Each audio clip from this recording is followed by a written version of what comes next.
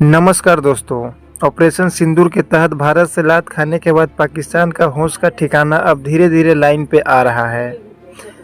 दोस्तों ऐसा इसलिए कर रहे हैं क्योंकि पाकिस्तान के प्रधानमंत्री शहबाज शरीफ ने हाल में भारत के साथ बातचीत की पेशकश की है।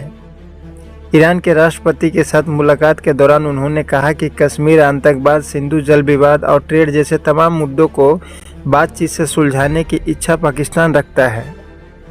लेकिन दोस्तों यहाँ बड़ी बात यह है कि क्या यह शांति का प्रस्ताव वास्तव में ईमानदारी से कोशिश किया गया है या फिर इसके पीछे वैसा ही धोखा जो भारत को पिछले कई दशकों से पाकिस्तान देते आ रहा है।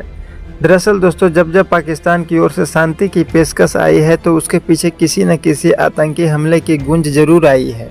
इसीलिए तो भारत सरकार ने इस बयान को रिसाइकल रेटोरिक कहकर खारिज कर दिया है। दोस्तों हमारा इतिहास कहता है कि 1999 में भारत के प्रधानमंत्री अटल बिहारी वाजपेयी और उस समय के पाकिस्तान के नवाज शरीफ के बीच में लाहौर घोषणा पत्र का हस्ताक्षर हुआ था। लेकिन कुछ ही महीने बाद पाकिस्तान ने कारगिल युद्ध की साजिश रच डाली थी। इसके बाद दोस्तों 2004 से लेकर 2007 के बीच में बैक चैनल से भारत और पाकिस्तान के बीच में कश्मीर समाधान पर बातचीत हो रहा था। ऐसा कहा जा रहा था कि उस समय दोनों देश कश्मीर के समाधान पर बहुत करीब में पहुंच गए थे। लेकिन दोस्तों फिर उनकी तरफ से 2008 में बम्बई के हमला कर दिया जाता है। यानी जब जब पाकिस्तान की सरकार भारत के साथ शांति के साथ बातचीत करने का कोई प्रस्ताव पेश करता है तब तक वहां के सैनिक द्वारा पाले गए आतंकवादी भारत में जरूर कहीं न कहीं हमला कर देते हैं और उस बातचीत को ख़त्म कर देते हैं। यानी दोस्तों पाकिस्तान के सेना और उनके द्वारा पाले गए आतंकवादी ये कभी नहीं चाहते हैं कि दोनों देशों के बीच में शांति का किसी भी प्रकार का कोई बातचीत हो।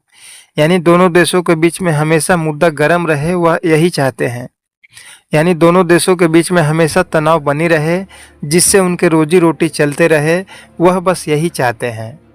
इसी तरह से दोस्तों 2015 में प्रधानमंत्री नरेंद्र मोदी ने दोस्ती का हाथ बढ़ाते हुए लाहौर जाकर नवाज शरीफ से मुलाकात की।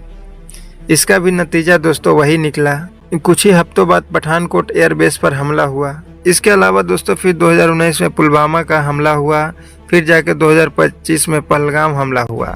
इसीलिए तो दोस्तों भारत के विदेश मंत्री एस जयशंकर ने साफ कर चुके हैं कि भारत अब किसी भी प्रकार की बातचीत तभी करेगा जब पाकिस्तान आतंकवाद का रास्ता छोड़ेगा।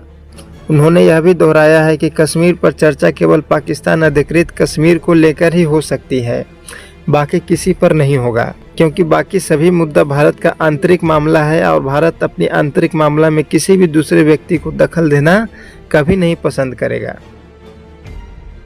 दोस्तों यहाँ पर एक सवाल और उठता है कि क्या पाकिस्तान की भारत के साथ शांति का बातचीत करना कोई मजबूरी है या उसकी कोई कूटनीतिक चाल है।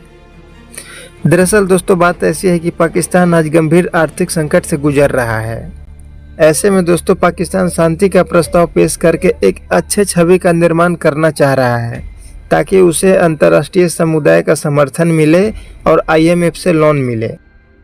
दोस्तों पाकिस्तान ने जो शांति का प्रस्ताव पेश किया है इसके बाद अब भारत को बहुत सतर्क रहने की ज़रूरत है, क्योंकि पाकिस्तान की हर शांति पहल के बाद भारत को दर्द ही मिलता है। दोस्तों हालिया खुफिया रिपोर्ट के अनुसार यह भी बात पता चला है कि पाकिस्तान अधिकृत कश्मीर में जैसे मोहम्मद के आतंकवादी फिर से सक्रिय हो गए हैं।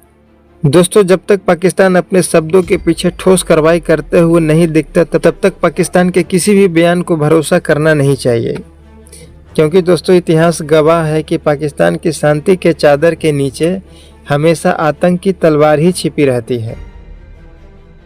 तो दोस्तों आज की वीडियो में बस इतना ही। नमस्कार।